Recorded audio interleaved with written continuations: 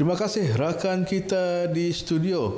Cerita pagi dari Labuan ingin kita kongsikan mengenai inisiatif Jabatan Pendidikan Wilayah Persekutuan menubuhkan Pusat Perkhidmatan Pendidikan Khas atau lebih dikenali 3PK di Labuan.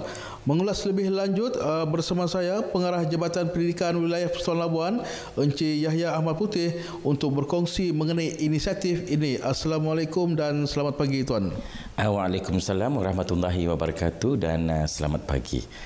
Okey tuan, mungkin tuan boleh jelaskan mengenai Pusat Perkhidmatan Pendidikan Khas 3PK ini di Labuan tuan.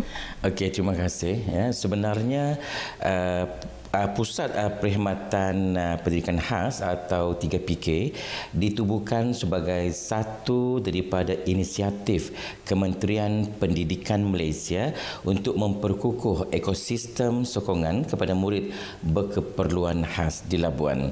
Penubuhan Pusat 3PK di Labuan adalah selaras dengan aspirasi pendidikan inklusif di mana kita mahu memastikan setiap murid di wilayah Persekutuan Labuan tanpa mengira keupayaan mendapat akses kepada perkhidmatan sokongan yang lebih tersusun, profesional dan mudah akses.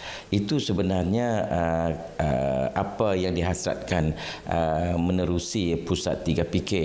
Dan untuk makluman penonton semua, 3PK menyedia dan memberikan perkhidmatan sokongan pendidikan khas yang berkesan dan berkualiti kepada kanak-kanak dan murid di sekolah kerajaan, sekolah bantuan kerajaan dan institusi swasta dari aspek konsultasi, saringan, penilaian serta intervensi dan rehab kepada murid-murid kita ke arah mengurangkan impak ketidakupayaan serta melonjakkan potensi anak-anak MBPK kita, iaitu anak-anak murid berkeperluan pendidikan khas di wilayah Persekutuan Labuan.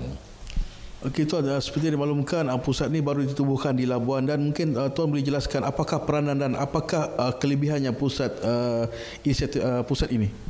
Terima kasih. Sebenarnya Pusat 3PK ini mempunyai fungsinya tersendiri. Yang pertama, dengan adanya Pusat 3PK ini, kita dapat merancang dan melaksanakan program saringan, penilaian dan pengesanan murid-murid berkeperluan pendidikan khas.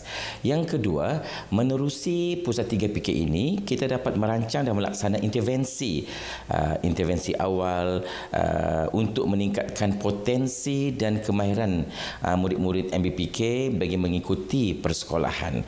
Dan pada masa yang sama, menerusi pusat ini, kita dapat memberi konsultasi dan perkongsian ilmu dalam aspek perkhidmatan sokongan pendidikan khas. Yang terakhir, kita dapat menyelaras dan melaksanakan kerjasama pintar, khidmat kepakaran dengan pelbagai agensi yang berkepentingan dalam membantu anak-anak murid kita di wilayah Persekutuan Labuan ini. Okey tuan, terima kasih tuan di atas perkongsian mengenai penubuhan Pusat Perkhidmatan Pendidikan Khas atau 3PK di Labuan. Itu saja yang dapat kita kongsikan cerita pagi dari Labuan. Jadi kembali bersama rakan kita di studio. Silakan.